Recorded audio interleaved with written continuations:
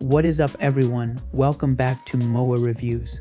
If you like movie reviews that keep it real, hit like and subscribe, and let's talk about Night of the Zoopocalypse, the 2024 animated horror comedy that sounds like a fake title someone made up at 2 a.m., but is actually a real movie that commits to the chaos.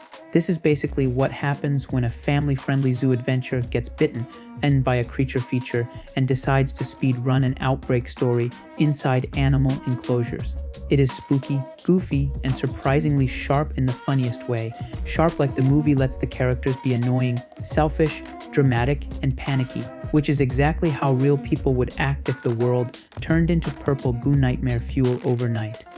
We follow Gracie, a young wolf who is already tired of listening to pack rules and training drills and all that responsible grown-up stuff. She is in that phase where everything feels like a lecture.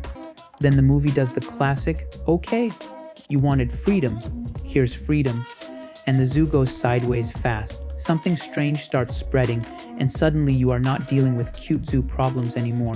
You are dealing with a full-on, who is safe, who is infected, and why is everything suddenly slimy and wrong situation. It turns into a survival sprint where Gracie is forced to team up with animals she would normally clown on because the alternative is becoming a snack or a science project. The big conversation with this movie is tone. This movie wants to be three things at once. It wants to be a kids-friendly animated comedy. It wants to be an actual horror vibe creature movie, just softened. And it wants to have a real message about community, preparedness, and not being an arrogant little lone wolf when the world gets ugly. And honestly, that is going to split people. If you want your kids' movies warm and cozy the whole time, you might feel like this movie is messing with your bedtime routine on purpose. But if you like when animation gets weird and takes a swing, this has that, I cannot believe they did that, energy in a good way. Where it works best is the character chemistry and the way it uses genre rules for comedy. Xavier is the MVP of the vibe. He is basically a dramatic cinephile character who talks like he is narrating a late-night movie, even while things are falling apart. It is funny because he is not just making jokes. He is acting like the apocalypse has plot structure and commercial breaks, and he is weirdly calm about it in the most unhelpful way. That meta energy could have been obnoxious, but here it actually balances the tension. When the movie gets creepy, Xavier pops in with some theatrical nonsense, and it releases the pressure just enough so it still feels like a family watch. The movie also does a solid job building a little ragtag team without making it instantly wholesome. People argue. Animals blame each other. Somebody is always yelling like, "This is your fault," which is exactly what happens in any crisis, including when your friend picks the wrong restaurant. The dialogue has a scrappy, hectic rhythm, and you get that sense that nobody is fully in control. That's good. Outbreak movies should feel like you are improvising in real time, not following a neat plan. Visually, I like how it uses the zoo setting like a contained arena. The enclosures, the cages, the tunnels, all that becomes part of the tension. It feels trapped, which is perfect for this kind of story. The sound work also helps. You get the playful music, then the vibe turns, and suddenly you hear danger before you see it. It knows when to let a moment breathe and when to smash the gas. Now, what it gets wrong, the middle stretch gets a little messy.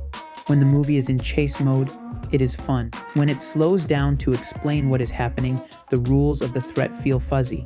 In a contained outbreak story, the rules are the suspense. If I do not understand how it spreads, what stops it, and what the characters can realistically do, then some scenes start feeling like stuff is happening instead of we are solving a problem. There were moments where I felt the movie wanted vibe more than it wanted clarity, and that is where it wobbles. It also sometimes steps on its own tension.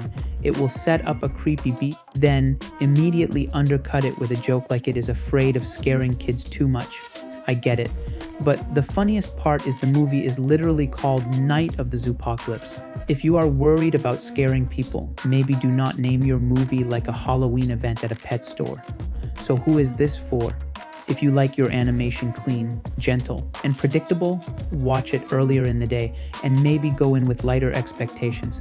If you have kids who love spooky fun and can handle some creepy imagery without melting down, this is a good time. If you are an adult who likes genre mashups and you enjoy when animated movies are not afraid to get a little strange, you will probably have more fun than you expect. This is also a solid group watch because the chaos plays better when you have somebody next to you going, "Nopey," every 2 minutes. For me, I walked away thinking it was messy in spots, but way more entertaining than it has any right to be, and I respect the commitment to the premise. I am landing at a 6.9 out of 10. That makes it a wait until home. And the best way I can describe it is this: it is like a zoo field trip that accidentally turned into a horror-themed escape room, and somehow the chaperone is a dramatic film nerd